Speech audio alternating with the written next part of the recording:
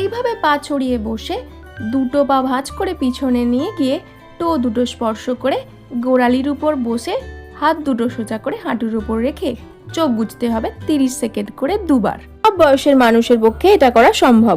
এটি একমাত্র আসন যা খাবার পরেই করা যায় এবং খাবার পর করলে খাবার খুব সহজে হজম হয়।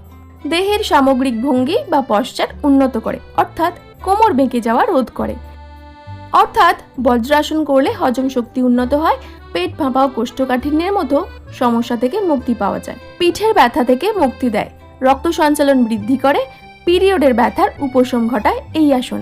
পা এবং উরু স্নায়ু শক্তিশালী করে, হাঁটু ও গোড়ালির জয়েন্টগুলিকে নমনীয় করে তোলে, সুগার কন্ট্রোলে রাখে, রক্তচাপ কমায় এবং বাতের ব্যথা থেকে মুক্তি দেয় এই আসনের নিয়মিত অভ্যাস।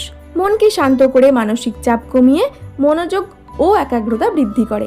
ধ্যানের প্রস্তুতিমূলক এই আসনটি। ছোট থেকে এই আসন অভ্যাস করলে, এই আসনে বসে চুল আঁচড়ালে চুলের গোড়ার রক্ত সঞ্চালন ভালো হয়, ফলে চুল পড়ে না এবং বৃদ্ধ বয়সেও চুল পাকে না। তবে হাঁটু বা অন্য কোথাও আঘাতের ফলে যদি অসুবিধে হয়, অবশ্যই এই আসন এড়িয়ে চলুন বা প্রশিক্ষকের পরামর্শ নিন।